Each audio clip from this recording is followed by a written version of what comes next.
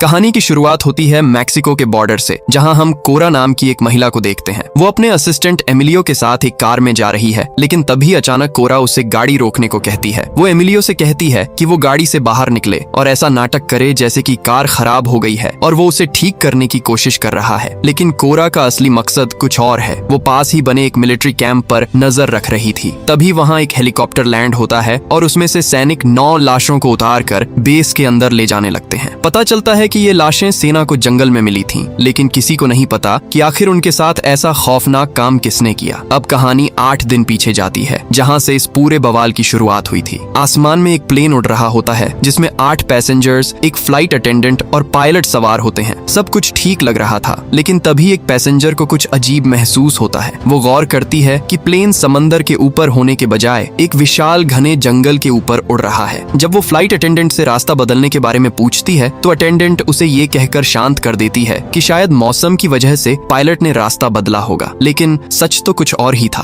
Cockpit के अंदर का नजारा खौफनाक था। पायलट बुरी तरह घबराया हुआ होता है क्योंकि प्लेन का नेविगेशन और कम्युनिकेशन सिस्टम पूरी तरह फेल हो चुका है। वो कंट्रोल टावर से संपर्क करने की कोशिश करता है, पर सन्नाटे के सिवा कुछ सुनाई नहीं देता और प्लेन का फ्यूल भी खत्म होने वाला होता है। अपनी मौत सामने देख पायलट अपनी गर्लफ्रेंड को एक आखिरी विदाई का मैसेज भेजता है और कुछ ही समय में प्लेन तेजी से नीचे गिरने लगता है। चीख पुकार मच जाती है, लेकिन पायलट अपनी सूझबूझ से प्लेन को उस घने जंगल के बीच क्रैश लैंड कराने में कामयाब रहता है। लेकिन प्लेन के परखच्चे उड़ जाते हैं, लेकिन सिर्फ फ्लाइट अटेंडेंट की मौत होती है। बाकी सभी पैसेंजर्स मामूली चोटों के साथ बच जाते हैं। जैसे ही होश आता है, जैक और केविन नाम के पैसेंजर्स पायलट की मदद के लिए कॉकपिट की तरफ दौड़ते हैं। पायलट बेहोश होता है और उसके शरीर के आर पार एक पेड़ की टहनी घुस गई थी। केविन बिना देर किए उस टहनी को बाहर खींच लेता है। वहीं दूसरी तरफ कार्लोस नाम का पैसेंजर दरवाजा खोलता है, लेकिन तभी प्लेन के इंजन में आग लग जाती है। सोनिया तुरंत फायर एक्सटिंग्विशर उठाकर आग बुझाने लगती है, लेकिन वो तब हैरान रह जाती है जब वो देखती है कि कार्लोस मदद करने के बजाय भागकर अपना बैग बचाने में लगा है। सोनिया उसे टोकती है कि उसका बैग सबकी जान से कीमती नहीं है, पर कार्लोस रूखेपन से कहता है कि इसमें बहुत जरूरी सामान है और वहां से चला जाता है। जैक और केविन पायलट को बाहर निकाल लाते हैं, पर उसकी हालत बहुत नाजुक था। केविन मदद बुलाने के लिए फोन निकालता है, पर अफसोस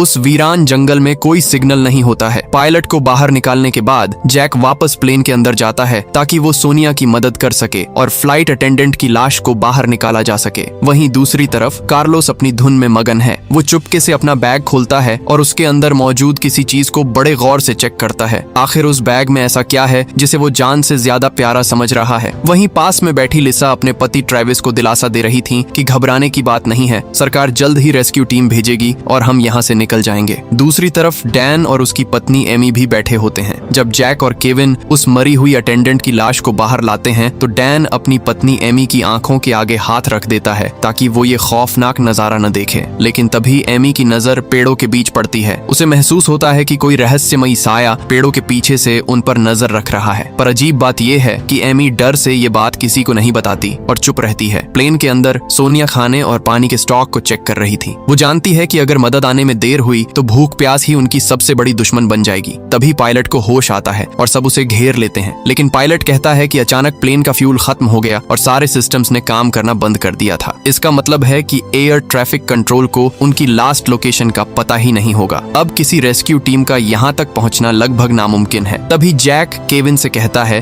कि वो पायलट का इलाज करे। केविन हैरान रह जाता है कि जैक को कैसे पता चला कि वो एक डॉक्टर है। जैक मुस्कुराकर कहता है कि जब वो पायलट को उठा रहे थे तब केविन ने कुछ मेडिकल टर्म्स का इस्तेमाल किया था, जिससे उसका राज खुल गया। केविन मानता है कि वो डॉक्टर है, पर वो सालों पहले प्रैक्टिस छोड़ चुका है और अब मेडिकल सेल्स का काम करता है। वो साफ कह देता है कि पायलट की चोट गहरी है और बिना सर्जरी या प्रॉपर सामान के उसे बचाना मुश्किल है। जैक उसे प्लेन की फर्स्ट एड किट इस्तेमाल करने को कहता है, पर केविन मना कर देता है कि ये काफी नहीं होगा। हालात बिगड़ते देख जैक सुझाव देता है कि सबको एक दूसरे को जान लेना चाहिए। जैक एक इन्वेस्टिगेटर है जो इंश्योरेंस फ्रॉड के केस सुलझाता है। एमी और डैन, इनकी 1 हफ्ते पहले शादी हुई है और ये हनीमून पर जा रहे थे। लिसा और ट्रेविस, ये एक बड़े होटल चेन के मालिक हैं और वेकेशन पर निकले थे। सोनिया ये कहती है कि उसे घूमना पसंद है, लेकिन जब लोग उसके काम के बारे में पूछते हैं तो वो गोलमोल जवाब देकर बात टाल देती है। क्या सोनिया कुछ छिपा रही थी? कार्लोस खुद को एक रेसलर बताता है जो इंटरनेशनल टूर्नामेंट में जा रहा था। पायलट की हालत देख सबका दिल पसीज जाता है और सब मिलकर केविन पर दबाव डालते हैं कि वो कम से कम कोशिश तो करे। केविन मान जाता है। सब मिलकर सामान जुटाते हैं, यहाँ तक कि ट्रेविस अपना चाकू भी दे देता है। जहाँ एक तरफ केविन पायलट का ऑपरेशन करने की तैयारी कर रहा है, वहीं एमी डर के मारे प्लेन के अंदर जाकर बैठ जाती है। उसे रह रहकर वही साया याद आ रही थी जो जंगल से उन्हें घूर रहा था। जंगल का डर अब हकीकत बनने लगा है। एमी प्लेन की खिड़की से बाहर देख रही थी और उसे दूसरी बार वो रहस्यमयी साया पेड़ों के बीच हिलता हुआ दिखाई देता है। वो डर से अपने पति डैन को बताती है, पर डैन उसकी बात को वहम कहकर टाल देता है। दूसरी तरफ केविन चमत्कार कर देता है। वो पायलट के जख्मों का इलाज करने में कामयाब रहता है और जैक सोनिया को बताता है कि पायलट की हालत अब स्थिर है और रात तक उसे होश आ जाएगा। सबको लगता है कि चलो एक जान तो बच गई। रात के सन्नाटे में जब सब गहरी नींद में सो रहे थे, तभी एक साया दबे पांव पायलट के पास पहुंचता है और बड़ी बेरहमी से उसका गला घोंटकर उसे मार डालता है। अगली सुबह जब सबकी आंख खुलती है तो सामने पायलट की लाश पड़ी थी। सबको लगता है कि शायद इन्फेक्शन या चोट की वजह से उसकी जान गई है। बेचारा केविन खुद को गुनहगार मानकर टूट जाता है, पर बाकी लोग उसे ढांढस बंधाते हैं। जब सब मिलकर पायलट की बॉडी को फ्लाइट अटेंडेंट के पास ले जा रहे होते हैं, तभी पायलट का फोन जेब से गिर जाता है। किसी की नजर उस पर नहीं पड़ी सिवाय डैन के। वो चुपके से फोन उठा लेता है, पर उसकी पत्नी एमी उसे देख लेती है। डैन बहाना बनाता है कि वो सिग्नल ढूंढने की कोशिश करेगा, लेकिन डैन का इरादा कुछ और ही था। वो लाश के पास जाकर पायलट की उंगली काट देता है ताकि फिंगरप्रिंट से फोन अनलॉक कर सके। उसका मकसद पायलट के बैंक अकाउंट से पैसे चुराना था, पर किस्मत ने साथ नहीं दिया। फोन अनलॉक होने के बाद भी पासकोड मांग रहा था। सोचिए, मौत के साए में भी लोग पैसों के पीछे भाग रहे हैं। वहीं लिसा को कुछ गड़बड़ लगती है। वो ट्रेविस को किनारे ले जाकर कहती है कि पायलट अपनी मौत नहीं मरा, बल्कि उसे दम घोंट कर मारा गया है। उसके होठों का रंग और चेहरा चीख चीख कर कह रहा था कि कातिल कोई बाहर वाला नहीं, बल्कि इन्हीं पैसेंजर्स में से कोई एक है। तभी लिसा को झाड़ियों में फिर वही आहट सुनाई देती है और वो बुरी तरह डर जाती है। इधर जैक, केविन और कार्लोस प्लेन से जीपीएस डिवाइस ढूंढ निकालते हैं। यहाँ कार्लोस का एक नया टैलेंट सामने आता है। उसे इलेक्ट्रॉनिक्स की अच्छी समझ है। वो कहता है कि वो इसे ठीक तो कर देगा, पर सिग्नल के लिए उन्हें पहाड़ की चोटी पर जाना होगा। सब तय करते हैं कि अगली सुबह वो पहाड़ चढ़ेंगे। तभी एक और मुसीबत खड़ी हो जाती है। ट्रेविस को पता चलता है कि उसके बैग से उसकी दिल की दवाइयां गायब हैं। लिसा उसे ढूंढने के लिए प्लेन के अंदर जाती है, जहां सोनिया पहले से ही परेशान बैठी थी। सोनिया जैक को बताती है कि कोई यहाँ बहुत स्वार्थी है, क्योंकि किसी ने फ्रिज से खाना और पानी चोरी कर लिया है। जैक हैरान है कि सोनिया उस पर शक नहीं कर रही, जिस पर सोनिया कहती है, मेरी इंस्टिंक्ट कहती है कि तुम एक अच्छे इंसान हो। फिर जैक वही सवाल दोहराता है जिसे सोनिया ने पहले टाल दिया था। वो जैक को बताती है कि वो एक फोटो जर्नलिस्ट है जो बॉर्डर पर शरणार्थियों की समस्याओं को कवर करती है। शायद यही वजह है कि उसे मुश्किल हालातों में जीने का तजुर्बा है। अगले दिन सब लोग खाने और पानी की तलाश में जंगल के अंदर निकलते हैं। तभी केविन को जमीन पर कुछ मशरूम दिखते हैं और वो उन्हें उठाने ही वाला होता है कि सोनिया उसे झटक कर रोक देती है। वो कहती है, इन्हें हाथ भी मत लगाना, ये बेहद जहरीले हैं। सोनिया की इस जानकारी को देखकर सब हैरान रह जाते हैं। तभी डैन को एक छोटी सी झील दिखती है। वो इतना खुश हो जाता है कि उसमें कूदने ही वाला होता है, लेकिन कार्लोस उसे रोक देता है। कार्लोस चेतावनी देता है कि इस पानी के अंदर क्या है कोई नहीं जानता। जैक अपना जूता पानी में फेंकता है और देखते ही वो जूता पानी के अंदर खींच लिया जाता है। झील खूंखार मछलियों से भरी हुई थी। इस जंगल में हर कदम पर मौत बिछी है। तभी जंगल में गोलियों की आवाज गूंजती है। सब उस तरफ भागते हैं और देखते हैं कि ट्रेविस ने अपनी स्नाइपर राइफल से एक जंगली जानवर का शिकार किया है। चलो, कम से कम खाने का इंतजाम तो हो गया। सोनिया अपनी बुद्धिमानी से झील का पानी इकट्ठा करती है और उसे फिल्टर करके पीने लायक बना लेती है। उस रात सब लोग आग जलाकर मांस पकाते हैं। बातों बातों में सोनिया कार्लोस से उसके बैग के बारे में पूछती है। कार्लोस सबके सामने बैग खोलता है और उसमें से एक रेसलिंग मास्क निकालता है। वो कहता है, ये मास्क मेरी पहचान है, मेरे फैंस के लिए मैं यही हूँ। चाहे कुछ भी हो जाए, मैं इसे खुद से अलग नहीं करूंगा। सब सो जाते हैं, लेकिन ट्रेविस दर्द से तड़प रहा है क्योंकि उसकी दिल की दवाइयां चोरी हो चुकी हैं। इसी बीच रात के अंधेरे में एक रहस्यमयी शख्स दबे पांव प्लेन के मलबे के पास जाता है। उसने एक पेड़ के पीछे सैटेलाइट फोन छिपा रखा है। वो फोन निकालता है और कोरा को कॉल लगाता है। वो किसी सीक्रेट मिशन के बारे में बात कर रहे हैं। इसका मतलब है कि इन पैसेंजर्स के बीच कोई गद्दार छिपा है जो पल पल की खबर बाहर दे रहा है। सुबह होते ही लिसा की चीख पूरे जंगल को दहला देती है। ट्रेविस को हार्ट अटैक आया है। केविन उसे बचाने की पूरी कोशिश करता है, लेकिन नाकाम रहता है। ट्रेविस की मौत हो जाती है। सबको लगता है कि शायद रात के मांस की वजह से उसे जहर चढ़ गया, लेकिन लिसा एक ऐसा धमाका करती है कि सबके होश उड़ जाते हैं। लिसा चिल्लाकर कहती है, ये कोई हादसा नहीं, मर्डर है। जिसने कल इसकी दवाइयां चुराई थीं, उसी ने इसके खाने में वो जहरीले मशरूम मिलाए हैं। वो आगे कहती है कि पायलट को भी मारा गया था, उसका गला घोंटा गया था। लिसा बुरी तरह टूट जाती है और चेतावनी देती है, हमारे बीच एक कातिल है जो एक एक करके हम सबको मार डालेगा। पूरी टीम सन्न रह जाती है। शक की सुई अब हर किसी पर घूमने लगी है। सोनिया डर से प्लेन के अंदर जाकर छिप जाती है। तभी जैक उसके पास आता है और उसे शांत करने की कोशिश करता है, लेकिन प्लेन के अंदर जैक सोनिया सोनिया को समझाने की कोशिश करता है कि ट्रेविस की मौत सिर्फ ज्यादा मांस खाने और फूड पॉइजनिंग की वजह से हुई है। लेकिन सोनिया इतनी नादान नहीं थी। वो कहती है, जैक तुम सच से आंखें चुरा रहे हो। कल रात एमी ने खाना खाने से मना कर दिया था, जिसके बाद उसका हिस्सा ट्रेविस ने खाया था। इसका मतलब साफ है, कातिल का पहला निशाना ट्रेविस नहीं बल्कि एमी थी। इसी बीच डैन अकेले में पायलट के फोन को खंगाल रहा था कि तभी वहाँ एमी आ जाती है और उससे सवाल करती है। डैन बात बनाते हुए कहता है कि उसने किसी तरह फोन अनलॉक कर लिया है ताकि वो हादसे की वजह जान सके। तभी उन दोनों के हाथ वो आखिरी मैसेज लगता है जो पायलट ने अपनी गर्लफ्रेंड कोरा को भेजा था, वही कोरा जिसे कल रात किसी ने सैटेलाइट फोन से कॉल किया था। जब डैन और एमी वो मैसेज बाकी सबको दिखाते हैं तो सबके होश उड़ जाते हैं। पायलट ने लिखा था, कोरा मैं प्लेन से कंट्रोल खो चुका हूँ, मुझे नहीं पता मैं बचूंगा या नहीं, लेकिन याद रखना एक शख्स इस प्लेन में है। अगर मैं क्रैश लैंडिंग करवा भी दूं तो भी वो शख्स मुझे और बाकी पैसेंजर्स को जिंदा नहीं छोड़ेगा। तुम तुरंत वहाँ से गायब हो जाओ, तुम्हारी जान भी खतरे में है। इस मैसेज ने सबके होश उड़ा दिए। अब सबको यकीन हो चुका था कि यह कोई आम हादसा नहीं बल्कि एक सोची समझी साजिश थी। कोई भी पायलट उड़ान भरने से पहले फ्यूल चेक करना कैसे भूल सकता है? आखिर कौन है वो जो इन सबको मौत के घाट उतारना चाहता है? अब हर कोई एक दूसरे को कातिल की नजर से देखने लगा है, पर कोई खुलकर नहीं बोल रहा। बाद में एमी रोती हुई लिसा को दिलासा देने जाती है और फुसफुसा कर कहती है, कोई जंगल से हम पर नजर रख रहा है और ये सब वही कर रहा है। लेकिन लिसा अब किसी पर भरोसा करने के मूड में नहीं थी। वो रूखेपन से कहती है, मुझे यहाँ मौजूद हर एक इंसान पर शक है, तुम पर भी। एमी खुद का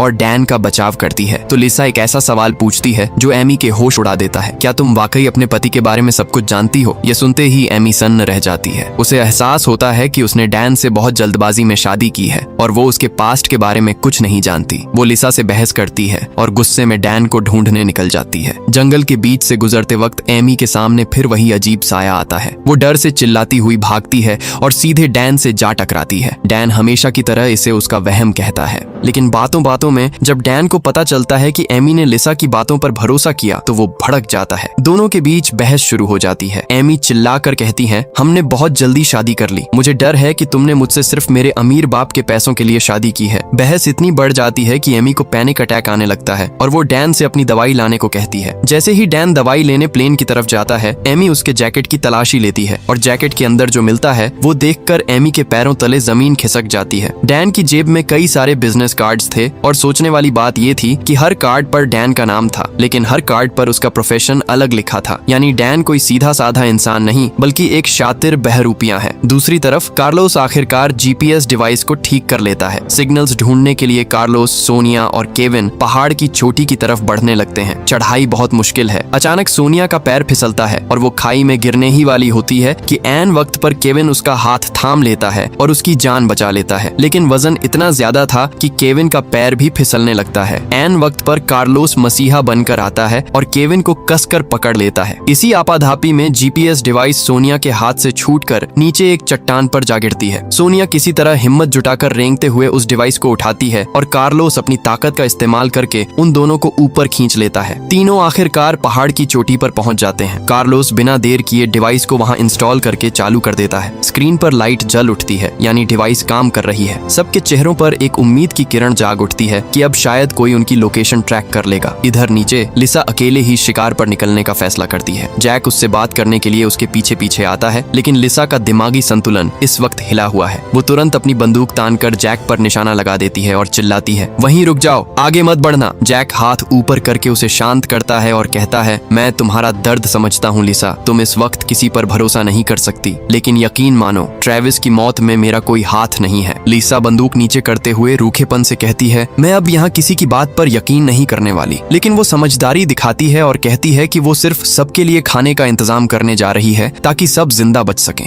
दूसरी तरफ एमी जंगल में अकेली बैठी डैन के उन अलग अलग बिजनेस कार्ड्स को देख रही थी। उसका दिल टूटा हुआ था। जैसे ही डैन वहां पहुंचता है, एमी कार्ड्स उसके मुंह पर मारती है। डैन चारों तरफ से घिर चुका था, इसलिए वो सच उगल देता है। वो रोते हुए कहता है, हाँ मैं एक धोखेबाज हूँ, मैं गरीब था, मेरी जिंदगी बहुत मुश्किल थी, इसलिए मैं अलग अलग कंपनियों का नकली एम्प्लॉय बनकर पैसे ठगता था। एमी रोते हुए कहती है, इसका मतलब तुमने मुझसे भी सिर्फ मेरे अमीर बाप के पैसों के लिए शादी की। डैन उसका हाथ पकड़कर कहता है, शुरुआत में मेरा इरादा यही था, लेकिन जब मैं तुम्हारे करीब आया तो मुझे तुमसे सच्चा प्यार हो गया। अब मैं तुम्हारे बिना नहीं जी सकता। शाम को कार्लोस, केविन और सोनिया वापस लौटते हैं और सबको खुशखबरी देते हैं कि जीपीएस चालू हो चुका है। उस रात सब राहत की सांस लेकर सो जाते हैं, सिवाय कार्लोस के। एक रेसलर होने के नाते वो रात के सन्नाटे में अपनी फिटनेस के लिए ट्रेनिंग कर रहा था। तभी कार्लोस को अपने पीछे किसी की आहट महसूस होती है। वो जैसे ही पलटता है उसके होश उड़ जाते हैं। सामने खड़ा शख्स कोई और नहीं बल्कि खुद कार्लोस का वो रेसलिंग मास्क पहने हुए था। कार्लोस कुछ समझ पाता या अपनी ताकत का इस्तेमाल करता उससे पहले ही उस नकाबपोश कातिल ने कार्लोस के पेट में चाकू घोंप दिया। कार्लोस वहीं ढेर हो गया। अगली सुबह जब कार्लोस गायब मिलता है तो डैन और बाकी लोग सोचते हैं कि शायद वो अकेले ही जंगल से बाहर निकलने का रास्ता ढूंढने चला गया है, क्योंकि उसने रात को ऐसी बात कही थी। लेकिन सिर्फ लिसा इस बात से असहमत होती है। वो चिल्लाकर कहती है, तुम सब बेवकूफ हो, कार्लोस कहीं गया नहीं है। वो कातिल का अगला शिकार बन चुका है और उसकी लाश यहीं कहीं आसपास होगी। जैक के कहने पर सब टोलियां बनाकर जंगल में कार्लोस को ढूंढते हैं, पर किसी के हाथ कुछ नहीं लगता। इसी बीच केविन एक बड़ी चिंता जताता है कि अगर रेस्क्यू टीम को आना होता तो अब तक आ चुकी होती। इसका मतलब पहाड़ पर लगी डिवाइस में कोई गड़बड़ हुई है और सिग्नल बाहर नहीं जा रहा। और केविन का शक बिल्कुल सही था, वो डिवाइस सच में खराब हो चुकी थी। केविन सोनिया को साथ लेकर दोबारा पहाड़ की तरफ जाने का फैसला करता है। चलते चलते अचानक सोनिया की नजर आसमान पर पड़ती है, जहाँ कौवों का एक झुंड एक खास जगह के ऊपर गोल गोल मंडरा रहा था। सोनिया का अंदाजा बिल्कुल सही था। जैसे ही वो और केविन उस जगह पहुंचते हैं जहां कौवे मंडरा रहे थे, उनके पैरों तले जमीन खिसक जाती है। सामने कार्लोस की लाश खून से लथपथ पड़ी थी। इसी बीच कैंप में अकेली बैठी एमी को जंगल की गहराइयों से किसी के पुकारने की आवाज आती है। वो डरते डरते एक नुकीली लकड़ी उठाती है और उस आवाज के पीछे चल देती है। तभी अचानक उसके सामने वही रहस्यमयी साया आ जाता है जो उसे बार बार डरा रहा था। एमी बिना सोचे समझे अपनी पूरी ताकत से वो लकड़ी उस साये के सीने में घोंप देती है, लेकिन अगले ही पल जब उसका भ्रम टूटता है तो वो चीख पड़ती है। उसने किसी साये को नहीं बल्कि अपने ही पति डैन को लहूलुहान कर दिया था। सोनिया और केविन कार्लोस की लाश देखकर वापस मलबे के पास लौटते हैं, जहां जैक बुरी तरह डरी हुई सोनिया को संभाल रहा था। केविन तुरंत डैन के जख्म का इलाज करता है और ब्लीडिंग रोकता है। इस हादसे के बाद सब लोग एमी को शक की नजर से देखने लगते हैं। सबको लगता है कि लिसा की बातों में आकर एमी ने डैन को जान से मारने की कोशिश की है, लेकिन यहाँ डैन अपनी पत्नी के बचाव में खड़ा होता है। वो रोते हुए एक बड़ा राज खोलता है, एमी कातिल नहीं है। बचपन में उसने अपनी आंखों के सामने एक खौफनाक शूटिंग देखी थी, जिसके बाद से वो गहरे मानसिक सदमे में है। उसका सालों से इलाज चल रहा है और इस जंगल के तनाव ने उसकी बीमारी को दोबारा जिंदा कर दिया है। डैन का इलाज करते वक्त केविन की नजर डैन की पीठ पर पड़ती है, जहाँ एक बेहद खास और अजीब टैटू बना हुआ था। केविन उस वक्त तो चुप रहता है, पर उसके दिमाग की बत्ती जल जाती है। जैक सोनिया और केविन को लेकर कार्लोस की बॉडी की जांच करने जाता है। वहाँ केविन लाश को देखकर बताता है कि कार्लोस को किसी और चीज से नहीं बल्कि ट्रेविस के उसी चाकू से मारा गया है जो उसने ऑपरेशन के वक्त दिया था। सोनिया अब टूट चुकी है। वो मानती है कि कोई एक एक करके सबको खत्म कर रहा है। जैक भी इस बात से सहमत है, पर उसका दिमाग अब भी एक ही सवाल पर अटका है, आखिर मकसद क्या है? कोई हमें क्यों मारना चाहेगा? अब कहानी जंगल से बाहर शिफ्ट होती है। हम क्लेयर को देखते हैं, जो कि जैक की पत्नी है। वो सिविल एविएशन अथॉरिटी के एक इन्वेस्टिगेटर के साथ उस कंपनी के हेडक्वार्टर पहुंचती है जिसका ये प्लेन था, और वहाँ उनकी मुलाकात होती है कोरा से। जी हाँ, कोरा ही उस क्रैश हुए प्लेन की असली मालकिन है। क्लेयर सीधे कोरा पर लापरवाही का आरोप लगाती है और सच उगलवाने की कोशिश करती है, लेकिन कोरा बेहद शातिर और ठंडे मिजाज की औरत है। वो कहती है, मुझे नहीं पता प्लेन के साथ क्या हुआ, मैं खुद सरकारी एजेंसियों के संपर्क में हूँ, अभी मैं बिजी हूँ, तुम लोग यहाँ से जा सकते हो। कोरा का यह बर्ताव क्लेयर के शक को यकीन में बदल देता है कि कोरा कुछ छिपा रही है। लौटकर जंगल में केविन अकेले में डैन को घेर लेता है। वो डैन से उसकी पीठ वाले टैटू के बारे में पूछता है और कहता है, ये टैटू कोई मामूली डिजाइन नहीं है डैन, ये टैटू सिर्फ जेल के कैदियों को दिया जाता है। इसका मतलब तुम्हारा एक क्रिमिनल पास्ट है और तुम जेल काट चुके हो। क्योंकि केविन का सीधा इशारा था कि डैन ही कातिल है। दोनों के बीच लात घूंसे चलने लगते हैं। तभी लिसा बीच बचाव करती है और उन्हें अलग करते हुए एक ऐसा खुलासा करती है जो सबके होश उड़ा देता है। लड़ना बंद करो बेवकूफों, किसी ने मेरी राइफल की सारी गोलियां चुरा ली हैं। लिसा के पास अब सिर्फ एक आखिरी गोली बची है। वो खौफनाक अंदाज में कहती है, चोर का मकसद साफ है, वो हमारी ताकत छीनना चाहता है ताकि हम शिकार न कर सकें और भूख से तड़प तड़प कर एक एक करके मर जाएं। माहौल को शांत करने के लिए डैन आखिरकार घुटनों पर आता है और अपनी पीठ के टैटू का सच उगल देता है। वो मानता है कि वो एक सरकारी कर्मचारी का नाटक करके धोखाधड़ी करने के जुर्म में जेल जा चुका है। सब उसकी बात मान लेते हैं। लिसा गुस्से में जंगल की तरफ चली जाती है और सोनिया भी चोरी हुई गोलियों के बारे में बात करने के लिए उसके पीछे भागती है। तभी लिसा सोनिया को एक सच बताती है। लिसा कहती है, मुझे जैक पर शक है, मैंने उसे अकेले चुपके से जंगल में जाते देखा था, वो कोई चीज छुपा रहा था। उसी रात जंगल में एक भयानक तूफान आता है। मूसलाधार बारिश से बचने के लिए सब प्लेन के मलबे के अंदर छिप जाते हैं। तभी छत से पानी टपकने लगता है। जैसे ही सब मिलकर उस छेद को बंद करने की कोशिश करते हैं, प्लेन के गुप्त हिस्से से ड्रग्स का एक बहुत बड़ा जत्था नीचे आ गिरता है। सोनिया चिल्ला आकर कहती है, अब मैं समझी, ये पूरी एयरलाइन कंपनी सिर्फ एक दिखावा है। असल में इसके जरिए ड्रग स्मगलिंग का धंधा चल रहा था और इस काले राज की वजह से ही कोई हम सबको जिंदा दफन करना चाहता है। तभी खिड़की के पास बैठी एमी को बाहर वही साया दिखता है। वो बिना किसी को बताए पागलपन में उस साये के पीछे जंगल की तरफ दौड़ पड़ती है। जब सबको पता चलता है कि एमी गायब है तो सब उसे ढूंढने निकलते हैं। एमी हांफती हुई जंगल में भाग रही थी और तभी उसके सामने वो साया आकर रुक जाता है। इस बार यह कोई भ्रम या वहम नहीं था, वो असली इंसान था और उसके हाथ में वही चाकू था जिससे कार्लोस का कत्ल हुआ था। जैसे ही वो कातिल एमी पर वार करने बढ़ता है, एन वक्त पर लिसा अपनी स्नाइपर राइफल लेकर वहां पहुंच जाती है। वो कातिल पर बंदूक तानती है और एमी से कहती है, भागो एमी, बाकी सबको बुलाकर लाओ। लिसा कातिल को घुटनों पर आने और चाकू फेंकने को कहती है। कातिल चाकू फेंक देता है पर वो बेहद शातिर होता है। पलक झपकते ही वो लिसा की आंखों के सामने से ओझल हो जाता है और पीछे से आकर उसका गला घोंट देता है। लिसा वहीं दम तोड़ देती है। अगली सुबह सब लिसा की लाश के पास जमा होते हैं। लिसा सही थी, कातिल उन्हीं के बीच शिकार कर रहा था। तभी सोनिया आगे बढ़ती है और सीधे जैक पर उंगली उठा देती है। सोनिया सबको बताती है, लिसा ने कल मुझे बताया था कि जैक जंगल में कुछ छुपा रहा है। जब मैं उस जगह गई तो मुझे वहां से चोरी हुई गोलियां, जैक की पिस्तौल और सबसे खतरनाक चीज एक सैटेलाइट फोन मिला है। यही वो फोन है जिससे कातिल बाहर कोरा से बात कर रहा था। जैक ही वो भेड़िया है जो मेमने की खाल में छुपा है। चारों तरफ से घिरने के बाद जैक आखिरकार अपना असली मुखौटा उतारता है। वो कहता है, सोनिया, जो तुम देख रही हो वो पूरा सच नहीं है। मैं कोई कातिल नहीं बल्कि नारकोटिक्स डिपार्टमेंट का एक अंडरकवर एजेंट हूँ। मुझे खबर मिली थी कि इस एयरलाइन से ड्रग्स सप्लाई होते हैं, इसीलिए मैं इस फ्लाइट पर आया था। गोलियां और सैटेलाइट फोन किसने रखे मैं नहीं जानता, मुझे फंसाया जा रहा है। जैक खुद को बेकसूर साबित करने के लिए सोनिया से अपना वॉलेट निकालने को कहता है ताकि वो उसका पुलिस आईडी कार्ड देख सकें। सोनिया वॉलेट निकाल कर केविन को देती है। केविन पूरा वॉलेट छान मारता है पर उसके अंदर कोई पुलिस बैज या आईडी नहीं मिलती। जैक हक्का बक्का रह जाता है और चिल्लाता है, किसी ने मेरा बैज चुरा लिया है। जैक की अंडरकवर कॉप वाली कहानी पर अब कोई भी भरोसा करने को तैयार नहीं था। सबका मानना था कि जैक पकड़े जाने के बाद सिर्फ मनगढ़ंत कहानियां गढ़ रहा है। गुस्साए पैसेंजर्स ने जैक को घेर लिया और चिल्लाकर बोले, अगर तुम बेकसूर हो तो इस सैटेलाइट फोन का पासवर्ड दो ताकि हम पुलिस से संपर्क कर सकें। जैक गिड़गिड़ाते हुए बोला, यह फोन मेरा है ही नहीं, मुझे इसका पासवर्ड कैसे पता होगा। जैक की यह बात सुनकर डैन का खून खौल उठा। उसने बिना सोचे समझे एक जोरदार घूंसा जैक के मुंह पर जड़ दिया। वार इतना जोरदार था कि जैक वहीं बेहोश होकर गिर पड़ा। कुछ देर बाद जब जैक को होश आता है तो वो खुद को एक पेड़ से मजबूत रस्सियों से बंधा हुआ पाता है। सोनिया उसके पास आती है और ठंडे लहजे में दोबारा वही सवाल पूछती है, जैक, आखिरी बार पूछ रही हूँ, फोन का पासवर्ड क्या है। जैक दर्द से कराहते हुए कहता है, सोनिया, भगवान के लिए मुझ पर भरोसा करो। अगर मुझे तुम सबको मारना होता तो मेरे पास तो बंदूक थी, मैं कब का तुम्हें मार चुका होता। किसी ने मुझे अकेले जंगल में जाते देखा और इसी का फायदा उठाकर मुझे फंसाने के लिए गोलियां और फोन वहां रख दिए और मेरा आईडी कार्ड चुरा लिया। लेकिन सोनिया के दिल में जैक के लिए कोई जगह नहीं थी। वो उसकी बातों को बकवास मानकर वहां से चली जाती है। जैक से सच उगलवाने के लिए डैन एक खौफनाक सुझाव देता है, हमें इसे टॉर्चर करना होगा। अब सवाल था कि यह गंदा काम करेगा कौन। इसके लिए सब पर्चियां डालते हैं और किस्मत का क्रूर खेल देखिए। टॉर्चर करने की पर्ची निकलती है बेचारे केविन की। केविन एक डॉक्टर रह चुका है। वो इस बात से बुरी तरह घबरा जाता है और मना करता है, लेकिन शातिर डैन उसका ब्रेन वॉश करते हुए कहता है, केविन, अगर अपनी जान प्यारी है तो ये करना ही होगा, वरना ये कातिल हम सबको यहीं दफन कर देगा। केविन न चाहते हुए भी जैक के पास जाता है और बेदर्दी से उसे पीटना और टॉर्चर करना शुरू कर देता है। जैक खून से लथपथ हो जाता है, दर्द से चीखता है पर अपनी बात पर अड़ा रहता है कि वो मासूम है। दूसरी तरफ सोनिया, डैन और एमी को लेकर दोबारा पहाड़ की चोटी पर जाती है। वो चेक करती है कि जीपीएस डिवाइस सच में खराब थी। सोनिया अपने हुनर का इस्तेमाल करके उसे दोबारा ठीक कर देती है और इस बार चमत्कार होता है। अब कहानी सीधे शिफ्ट होती है शहर के सिविल एविएशन ऑफिस में, जहां जैक की पत्नी क्लेयर अपने पति को ढूंढने के लिए सर्च ऑपरेशन की परमिशन मांग रही थी। तभी वहां का डायरेक्टर दौड़ता हुआ आता है और कहता है, क्लेयर, एक अच्छी खबर है। मैक्सिकन अथॉरिटीज को उसी प्लेन के जीपीएस से एक सिग्नल मिला है। लोकेशन बॉर्डर के पास के एक बेहद घने जंगल की है। विमान और पैसेंजर्स को बचाने के लिए तुरंत एक बड़ा रेस्क्यू ऑपरेशन तैयार किया जाने लगता है। उधर जंगल में रात हो चुकी थी। जैक टॉर्चर की वजह से अधमरा होकर बेहोश पड़ा था। आधी रात को जब उसकी आंख खुलती है तो वो डर जाता है। सामने से कोई साया हाथ में एक चाकू लिए उसकी तरफ बढ़ रहा था। वो साया कोई और नहीं बल्कि सोनिया थी। लेकिन सोनिया उसे मारने नहीं बल्कि उसकी रस्सियां काटने आई थी। वो धीरे से कहती है, जैक, मैं पक्का नहीं कह सकती कि कातिल तुम ही हो, इसलिए मैं तुम्हें आजाद कर रही हूँ। जैक को एहसास होता है कि सोनिया को उसके मासूम होने का यकीन है, पर वो बाकी पैसेंजर्स के सामने यह जाहिर नहीं करना चाहती। जैक कहता है, सोनिया, प्लीज मेरे साथ मिलकर असली कातिल का पर्दाफाश करो। पर सोनिया साफ मना कर देती है। वो कहती है, मैं तुम्हें सिर्फ इसलिए छोड़ रही हूँ ताकि तुम जंगल से बाहर भागो और हमारे लिए मदद लेकर आओ। अगर तुम मदद लाए तभी मैं तुम पर भरोसा करूंगी। वो जैक को आजाद कर देती है और जैक अंधेरे में गायब हो जाता है। अगली सुबह जब केविन वहां पहुंचता है तो जैक को गायब देख उसके होश उड़ जाते हैं। डैन और एमी बुरी तरह पैनिक कर जाते हैं। उन्हें डर है कि आजाद होने के बाद जैक अब उन पर छिपकर हमला करेगा। डैन तुरंत फैसला लेता है, अब हम सोनिया और केविन के साथ नहीं रहेंगे। मेरे पास राइफल है, मैं अपनी और एमी की हिफाजत कर सकता हूँ। वैसे भी जीपीएस सिग्नल बाहर जा चुका है तो रेस्क्यू टीम आती ही होगी। डैन और एमी सोनिया और केविन से अलग होकर अपनी राह पकड़ लेते हैं। डैन और एमी के जाने के बाद केविन सोनिया के सामने एक शर्त रखता है। वो कहता है, सोनिया अगर तुम्हें मेरे साथ रहना है तो जैक की वो पिस्तौल मुझे देनी होगी। सोनिया साफ मना कर देती है। इस पर केविन गुस्से में कहता है, अगर हम एक दूसरे पर भरोसा ही नहीं कर सकते तो हमारा साथ रहने का कोई मतलब नहीं है, और वो सोनिया को अकेला छोड़कर अपनी राह निकल जाता है। अब सब बिखर चुके थे। एक तरफ डैन और एमी जंगल में बैठे खुद को दिलासा दे रहे हैं कि रेस्क्यू टीम आती ही होगी, और दूसरी तरफ सोनिया अकेली भटक रही थी और घायल जैक भी जंगल से बाहर निकलने का रास्ता ढूंढ रहा था। तभी पूरे जंगल को दहलाती हुई एक दर्दनाक चीख गूंजती है। यह आवाज एमी की थी। इस चीख को सोनिया और जैक दोनों सुनते हैं और बिना एक पल गंवाए आवाज की तरफ दौड़ पड़ते हैं। सोनिया और जैक एक ही वक्त पर उस जगह पहुंचते हैं और सामने का नजारा देखकर उनकी रूह कांप जाती है। डैन और एमी दोनों की बेरहमी से चाकू मारकर हत्या कर दी गई थी। दोनों की लाशें जमीन पर तड़प रही थीं। तभी वहां हांफता हुआ केविन भी पहुंच जाता है और इस खौफनाक नजारे को देखकर सन्न रह जाता है। सोनिया का दिमाग अब काम करना बंद कर चुका है। वो तुरंत अपनी पिस्तौल तान कर जैक और केविन दोनों पर निशाना लगा देती है। वो चिल्लाती है, तुम दोनों में से ही कोई एक कातिल है। केविन भी कम नहीं था। वो जमीन पर पड़ी डैन की राइफल उठा लेता है और सोनिया पर निशाना साधते हुए कहता है, बंदूक नीचे करो सोनिया, मुझे सब पता है। तुमने ही रात को जैक को आजाद किया था। तुम दोनों मिले हुए हो और तुम दोनों ने मिलकर डैन और एमी को मौत के घाट उतारा है। सोनिया मानती है कि उसने जैक को छोड़ा था, पर इसलिए क्योंकि जैक बेकसूर है। वो चिल्लाकर केविन पर इल्जाम लगाती है कि असली कातिल केविन है। माहौल में बारूद घुला था। तभी जैक बीच में आता है और दोनों को समझाता है, अगर हम आपस में ही लड़कर मर गए तो असली कातिल जीत जाएगा। हमें रेस्क्यू टीम के आने तक एक साथ रहना होगा। तभी अचानक आसमान में एक हेलीकॉप्टर की आवाज गूंजती है। सबकी आंखें ऊपर उठ जाती हैं। रेस्क्यू टीम आ चुकी थी, लेकिन जंगल इतना घना था और आसमान में इतने बादल थे कि हेलीकॉप्टर के पायलट को नीचे कुछ दिखाई नहीं देता, और फ्यूल कम होने की वजह से वो हेलीकॉप्टर वापस मिलिट्री बेस की तरफ मुड़ जाता है। उम्मीद की किरण को धुंधलाते देख जैक कहता है, हमें तुरंत पहाड़ की चोटी पर जाना होगा और वहां आग जलानी होगी, ताकि जब हेलीकॉप्टर दोबारा आए तो वो धुएं को देखकर हमारी लोकेशन का पता लगा सके। सोनिया पहाड़ पर जाने को तैयार है, पर वो कहती है कि वो केविन के साथ तब तक नहीं चलेगी जब तक केविन अपनी राइफल नहीं फेंक देता। केविन उसका भरोसा जीतने के लिए डैन की राइफल को पास की एक झील में फेंक देता है, लेकिन इसके बाद केविन एक बड़ा यू टर्न लेता है। वो कहता है, मैं तुम दोनों के साथ पहाड़ पर नहीं जा रहा। मुझे तुम पर भरोसा नहीं है। तुम लोग छोटी पर ले जाकर मुझे मार दोगे। मैं इसी प्लेन के मलबे के पास रुककर रेस्क्यू टीम का इंतजार करूंगा। केविन वहीं रुक जाता है और सोनिया जैक अकेले ही पहाड़ की मुश्किल चढ़ाई पर निकल पड़ते हैं। अब कहानी फिर से जंगल के बाहर शिफ्ट होती है। जैक की पत्नी क्लेयर किसी तरह मेक्सिको एयरपोर्ट पहुंच जाती है, लेकिन वहां के सिक्योरिटी ऑफिसर्स उसे रोक लेते हैं और उससे पूछताछ करने लगते हैं। शुरुआत में क्लेयर डर जाती है और झूठ बोलती है कि वो सिर्फ एक टूरिस्ट है और यहाँ घूमने आई है, लेकिन ऑफिसर समझ जाता है कि वो झूठ बोल रही है और उसे वापस भेजने की धमकी देता है। टूट चुकी क्लेयर आखिरकार फूट फूट कर रोने लगती है और सच बता देती है कि उसका पति एक लापता प्लेन में था और वो उसे ढूंढने आई है। ऑफिसर का दिल पसीज जाता है। वो क्लेयर से वादा करता है कि जैसे ही अथॉरिटीज से कोई जानकारी मिलेगी वो खुद क्लेयर को अपने पति के पास जाने की इजाजत दे देगा। उधर जंगल में सोनिया और जैक पहाड़ की चोटी की तरफ बढ़ रहे हैं, लेकिन थकान और जख्मों की वजह से वो दोनों एक जगह आराम करने के लिए रुकते हैं। जैक और सोनिया अभी आराम कर ही रहे थे कि तभी अचानक पूरे जंगल में एक गोली चलने की आवाज गूंजती है। दोनों सतर्क हो जाते हैं। केविन ने तो अपनी राइफल झील में फेंक दी थी, इसका मतलब जंगल में किसी और के पास बंदूक है। केविन की जान खतरे में देख दोनों तेजी से नीचे प्लेन के मलबे की तरफ भागते हैं, लेकिन जब वो झील के पास पहुंचते हैं तो केविन झील के किनारे मरा पड़ा था। उसके पीठ में गोली मारी गई थी और उसका चेहरा पानी के अंदर डूबा हुआ था। जब जैक उसकी लाश को बाहर खींचता है तो नजारा इतना खौफनाक था कि सोनिया अपनी आंखें बंद कर लेती है। झील की खूंखार मछलियों ने केविन का पूरा चेहरा नोच नोच कर खा लिया था। उसका चेहरा पूरी तरह गायब हो चुका था। अब जैक और सोनिया को यकीन हो जाता है कि कोई साया पहले दिन से उन पर नजर रखे हुए है और एक एक करके सबको ठिकाने लगा रहा है। रात होने वाली थी, इसलिए दोनों खुद को बचाने के लिए प्लेन के अंदर जाते हैं और दरवाजे को मजबूती से लॉक कर लेते हैं। लेकिन खेल तो बाहर चल रहा था। वही रहस्यमयी कातिल रात के अंधेरे में आता है, छुपा हुआ सैटेलाइट फोन निकालता है और कोरा को कॉल लगाता है। वो कोरा के साथ एक सीक्रेट डील फिक्स करता है और कोरा ठंडे लहजे में कहती है, ठीक है, जैसा तुमने कहा है मैं बिल्कुल वैसा ही करूंगी। अगले दिन जैक और सोनिया किसी तरह पहाड़ की चोटी पर पहुंच जाते हैं, लेकिन पूरी चोटी घने बादलों और धुंध से घिरी हुई थी। जैक पहले से ही जख्मी था, इसलिए सोनिया अकेले ही सिग्नल के लिए सूखी लकड़ियां इकट्ठा करने निकलती है। जैक धुंध में सोनिया को जाते हुए देखता है और चिल्लाकर कहता है, सोनिया बोलते रहना ताकि मुझे तुम्हारी लोकेशन पता रहे। सोनिया लकड़ियां उठाते हुए कहती है, जैक मुझे अपने आसपास किसी के होने का एहसास हो रहा है। और इससे पहले कि वो कुछ और समझ पाती, पीछे से वो नकाबपोश कातिल आता है और सोनिया के सिर पर जोरदार वार करके उसे बेहोश कर देता है। सोनिया के गिरने की आवाज सुनकर जैक का दिल बैठ जाता है। वो उठने की कोशिश करता है, पर तभी उस घनी धुंध को चीरता हुआ वो नकाबपोश कातिल जैक के ठीक सामने आकर खड़ा हो जाता है और उसके हाथ में वही पिस्तौल थी जो उसने सोनिया से छीनी थी। जैक आखिरी सांसें गिनते हुए चिल्लाता है, आखिर तुम कौन हो? तुम हमें क्यों मारना चाहते हो? कातिल एक शब्द नहीं बोलता, वो सीधे जैक के सीने में गोली दाग देता है। गोली लगते ही जैक पहाड़ की उस ऊंची खाई से नीचे गिर जाता है। इसके बाद कातिल वापस सोनिया के पास जाता है, जिसे अब होश आ चुका था। सोनिया मौत को सामने देख रोते हुए भीख मांगती है, प्लीज मरने से पहले अपना ये मुखौटा हटाओ, मैं देखना चाहती हूँ कि हमारी जान लेने वाला कौन है। कातिल मुस्कुराता है, धीरे धीरे अपना मास्क उतारता है। सोनिया का चेहरा खौफ से पीला पड़ जाता है और अगले ही पल वो सोनिया को भी गोली मार देता है। सोनिया का भी अंत हो जाता है। अगले दिन रेस्क्यू टीम आखिरकार क्रैश साइट पर पहुंचती है। वो पूरे जंगल को छान मारते हैं और जब उन्हें लाशें मिलती हैं तो वो दंग रह जाते हैं। सारी लाशें एक कतार में बहुत ही अजीब और सलीके से सजा कर रखी गई थीं, लेकिन जब कैप्टन लाशों की गिनती करता है तो वो सन्न रह जाता है। प्लेन में कुल 10 लोग सवार थे, लेकिन वहाँ सिर्फ 9 लाशें थीं, यानी एक पैसेंजर अब भी गायब था। इधर शहर के होटल में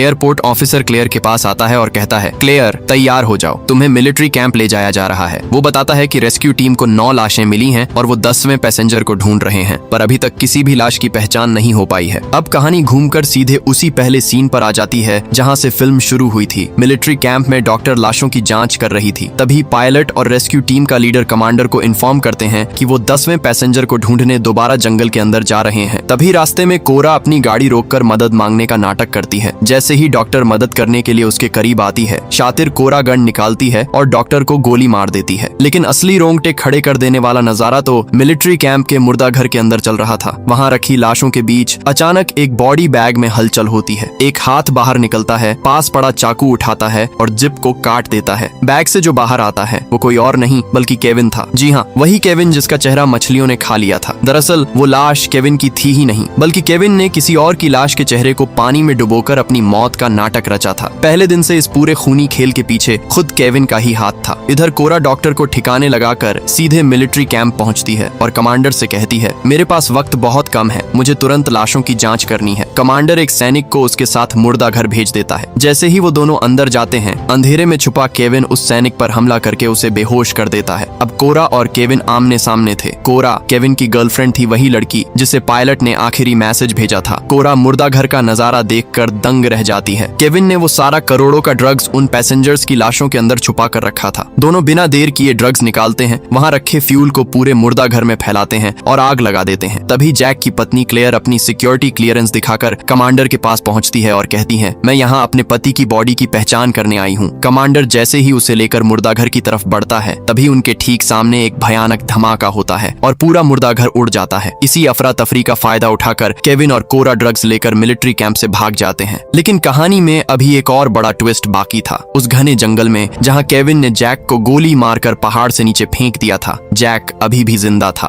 वो बुरी तरह जख्मी था, पर तभी उसे आसमान में रेस्क्यू हेलीकॉप्टर की आवाज सुनाई देती है। जैक अपनी पूरी ताकत लगाता है, अपनी जेब से सनग्लासेस निकालता है और उसे सूरज की रोशनी के सामने चमकाता है। चश्मे का वो रिफ्लेक्शन सीधे पायलट की आंखों पर पड़ता है और रेस्क्यू टीम जैक को देख लेती है। जैक को बचा लिया जाता है। अगले दिन अस्पताल के बेड पर जख्मी जैक होश में आता है। उसकी पत्नी क्लेयर उसे जिंदा देखकर रो पड़ती है। जैक बिना वक्त गंवाए सिविल एविएशन अथॉरिटीज को बुलाता है और पूरी साजिश का कच्चा चिट्ठा खोल देता है। वो बताता है, मुर्दा घर से जो बॉडी गायब हुई है वो केविन है। वही इस पूरे ड्रग स्मगलिंग का मास्टरमाइंड है। वो ड्रग्स लेकर सीधे एयरपोर्ट भागा होगा ताकि दूसरी फ्लाइट पकड़कर अपने डीलर के पास पहुंच सके। उसे तुरंत रोकना होगा। एयरपोर्ट की तरफ भागते हुए जैक को क्रैश के बाद की एक एक बात याद आने लगती है। असल में वो पायलट भी केविन का ही आदमी था। था। लेकिन जब पायलट से गलती हुई और प्लेन जंगल में क्रैश हो गया तो केविन ने पकड़े जाने के डर से सबसे पहले उसी पायलट का गला घोंटकर उसे मार डाला। इसके बाद केविन ने बाकी पैसेंजर्स को एक एक करके मारना शुरू किया। उसने उनके बीच शक और नफरत का ऐसा बीज बोया कि सब एक दूसरे के दुश्मन बन गए, जिससे केविन का काम और आसान हो गया। यहाँ तक कि जब केविन और सोनिया पहाड़ पर गए थे तब केविन ने ही चुपके से जीपीएस डिवाइस को खराब किया था ताकि रेस्क्यू टीम उन तक न पहुंच सके और उसे अपनी साजिश पूरी करने का पूरा वक्त मिल जाए। केविन ने यह सब इतनी सफाई से किया कि पुलिस भी सोच में पड़ गई। फ्लैशबैक में जैक को याद आता है कि केविन ने जानबूझकर पहाड़ पर जाने से मना किया था ताकि उसे अपनी साजिश का आखिरी कदम पूरा करने का वक्त मिल सके। उसने लिसा की बंदूक से चुराई गई आखिरी गोली को हवा में दागा और राइफल को पानी में फेंक दिया, जिससे जैक और सोनिया को लगा कि जंगल में कोई और कातिल घूम रहा है। इसके बाद केविन ने अपने कपड़े उतारे और डैन की लाश को पहना दिए। उसने डैन की पीठ में गोली मारी और उसके चेहरे को झील में डुबो दिया ताकि खूंखार मछलियां उसका चेहरा खा जाएं और कोई पहचान न पाए। जैक और सोनिया इस जाल में फंस गए और उन्होंने मान लिया कि केविन मर चुका है। इसके बाद केविन ने अपनी साजिश का सबसे घिनौना हिस्सा अंजाम दिया। उसने सारे ड्रग्स पैसेंजर्स की लाशों के अंदर छिपा दिए। फिर उसने ट्रेविस की चुराई हुई हार्ट मेडिकेशन की एक भारी डोज खुद खा ली, जिससे उसका शरीर सुन्न पड़ गया और वो बिना हिले डुले मरे हुए इंसानों की तरह दिखने लगा। इसके बाद वो खुद भी लाशों के बीच लेट गया। जब रेस्क्यू टीम आई तो वो अनजाने में ड्रग्स के साथ साथ खुद कातिल को भी अपनी गाड़ियों में लादकर जंगल से बाहर ले आई। यानी केविन ने खुद सेना से अपनी स्मगलिंग का माल ढोवाया। अब कहानी वापस प्रेजेंट में आती है। केविन अपने घर पर आराम से कोरा के लिए नाश्ता बना रहा है और हंसते हंसते अपनी इस पूरी कामयाबी की कहानी सुना रहा है। कोरा भी उसकी इस शातिर बुद्धिमानी को देखकर हैरान है। नाश्ता करने के बाद केविन एयरपोर्ट के लिए निकलने लगता है। तभी अचानक कोरा की तबीयत बिगड़ने लगती है। वो दर्द से कराहते हुए कहती है, केविन मुझे बहुत अजीब लग रहा है, मेरे पेट में भयानक दर्द है। केविन मुड़ता है। उसके चेहरे पर एक ठंडी और डरावनी मुस्कान थी। वो बड़े आराम से कहता है, कोरा मैंने तुम्हारे नाश्ते में वही जहरीले मशरूम मिलाए हैं जो मैंने जंगल से चुराए थे। केविन उसके सामने उस मृत पायलट का सैटेलाइट फोन रख देता है और कहता है, ये तुम्हारी सजा है कोरा। तुम मेरे पीछे उस पायलट के साथ मिलकर मुझे धोखा दे रही थी। तुम दोनों का अफेयर चल रहा था, ये बात मुझे पता चल गई थी। केविन तड़पती हुई कोरा को मरने के लिए अकेले छोड़ देता है और ड्रग्स का बैग उठाकर